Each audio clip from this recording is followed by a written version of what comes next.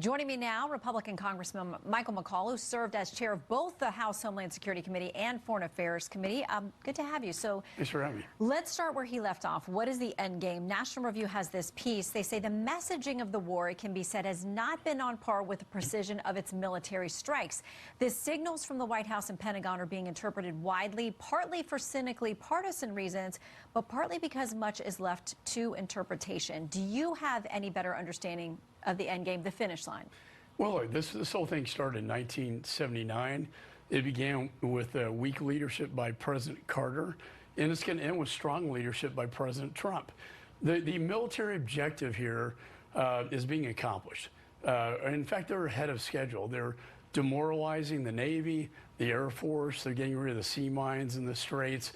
The drones are probably one of the top issues right now, and they're dealing with that to clear the straits out to have free access to energy going through that sector. The attack on Kharg Island, which is a crown jewel, 90% of the exports out of Iran come from there, is like a checkmate on the supreme leader.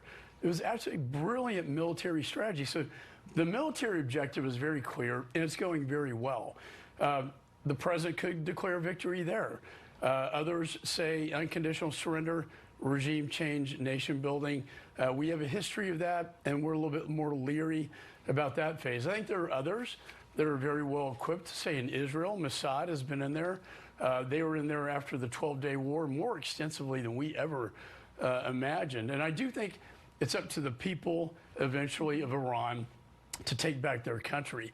But think about this, a world without Iran, without this regime of terror, a free Iran, where normalization under the Abraham Accords can now take place, where you have the Gulf states now aligned against Iran, you have a free Venezuela, maybe a free Cuba, which was unheard of a year ago. The guts and the courage of this president to take this on for future generations, even though short-term pain for long-term gain, is quite extraordinary.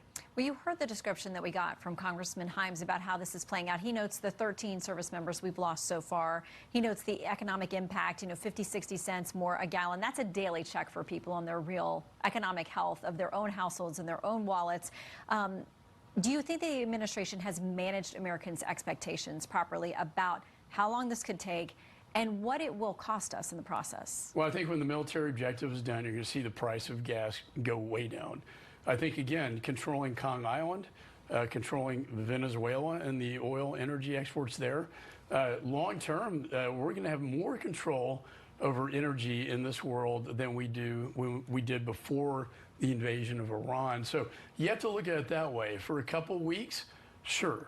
But long term, it is going to put us far better off for not just my children, but for future generations. They're going to look back at this an historic moment that freed up the Middle East and put it on a path to peace and normalization. So there are questions about whether the regime really has been upended. We know that a lot of top leadership is gone, but we're not sure where the dust is going to settle. The Wall Street Journal says this: Israeli officials think Iran's regime change the regime's not likely to fall anytime soon.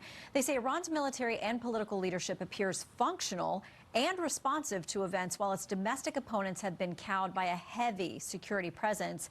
The piece goes on to say that Israel assesses it could take weeks or months of fighting to actually change the leadership. And there's other reporting from inside Iran where, they talk to people who say it would be suicidal for us to go to the streets. There are the calls for the people to go, but what can we really expect of them at this point? And do you think we expected more damage to the regime at this point?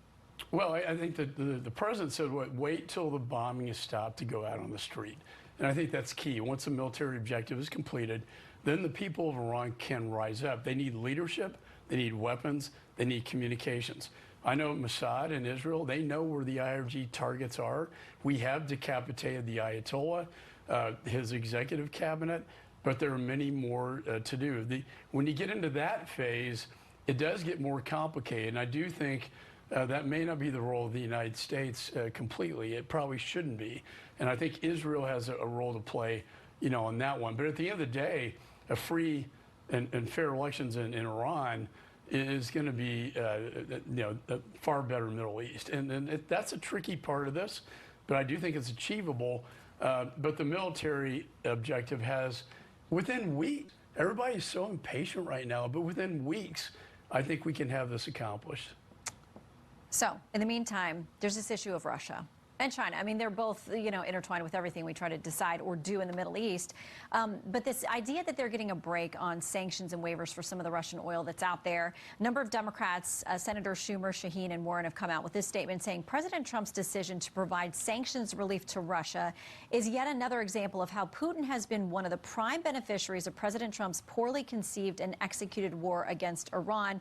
President Zelensky is out there saying, listen, in my view, it's not stabilizing things. It's actually giving them more money for drones and everything else that they're coming after Ukraine with. Correct. And I do think Russia's provided military intelligence to Iran to hit our military targets, to kill Americans. I don't think they should be rewarded by lifting sanctions. Having said that, the president is doing certain things to bring down the price of gas, the Strategic Petroleum Reserve, and that's done internationally, as well. But this will have far-reaching geopolitical ramifications. When you think about Venezuela being freed and liberated to Iran, the impact that has on Russia and China, as you pointed out earlier, all the energy coming to China from the Kharg Island is going to be cut off. That has far-reaching implications. But I do think Mr. Putin has not been sincere, and I think he has not made any concessions. I don't like to see him rewarded, but I know this is a short-term lifting of sanctions. All right, quickly before you go, you have chaired Homeland Security in House. DHS still not funded. We don't see any off-ramps. We've got more than 100,000 employees not getting paychecks.